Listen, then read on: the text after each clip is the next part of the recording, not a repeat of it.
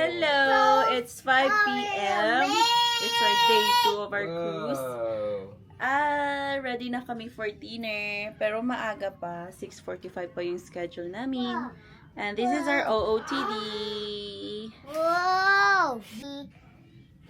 Someone's singing. Don't sorry me. Someone is singing. Don't sorry me. Someone is happy.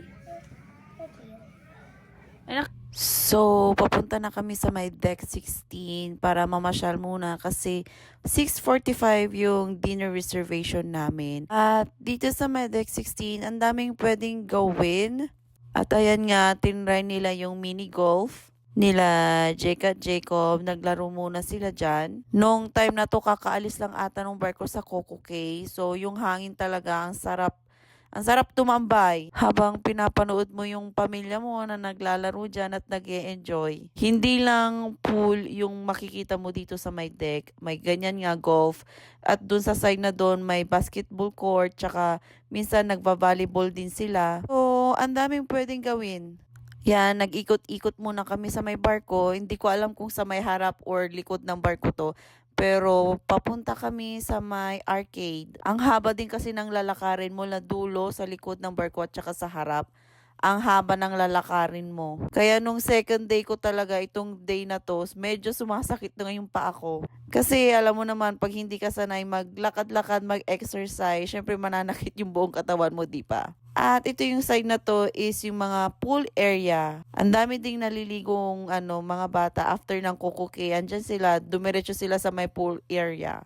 Kami naman ay hinahanap yung arcade. Kasi itong si Jacob gusto niyang makita at maglaro sa arcade. So hinahanap namin kung saan part yung arcade. At ito na nga yung sinasabi kong pool area. Ayan, ang haba ng slide na yan. Bali, 3 atang slides yon. At meron ding slides na walang tubig. Alam niyo yung slides na tapat ng kwarto namin, yung sa balcony. Ayun, slides yun ng walang tubig. So, tinry ng asawa ko yun eh. Sabi ko, parang hindi naman ba nakakatakot? Sabi niya, hindi naman, pero madilim sa loob, sabi niya. Pero yung slides, hindi naman daw nakakatakot. Nag-enjoy naman siya doon.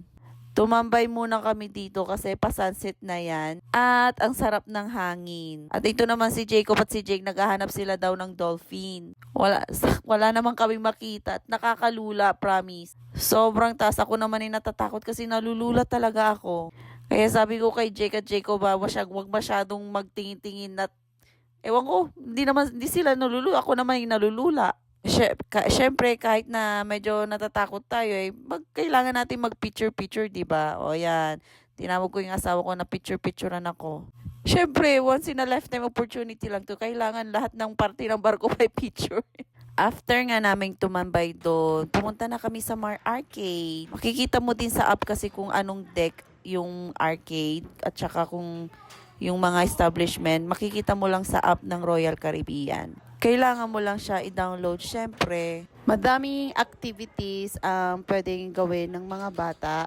May every oras ata, iba't iba yung activities na pwede mong puntahan. May pag-games din sila. Like example, basketball youth, tsaka basketball for teens, tsaka basketball for adults. Ayan, iba't ibang oras nga lang.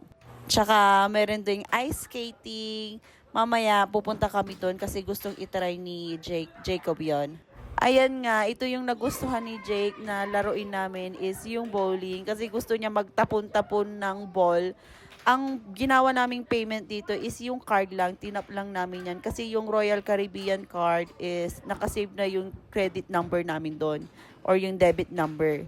So every time na mag-tap ka, automatic babawas na sa card mo. So, delikado, tap ka lang ng tap, tapos makikita mo na lang sa card mo na ang dami palang credit na nabawas. So, kailangan mag-ingat din. So pag nag-Caribbean cruise kayo or any cruise, keep that in mind na every tap mo is babawas sa card mo. After namin mag-arcade, dumiretso na kami sa deck 3 kasi 6:30 ata na to. May meeting time kami nila mama at sila Jubel kasi iba-iba nga kami ng kwarto. Every 6:30 yung meeting time namin sa may deck 3. Say hi. Ma, say hi. Hi. Hi. And there's the kids.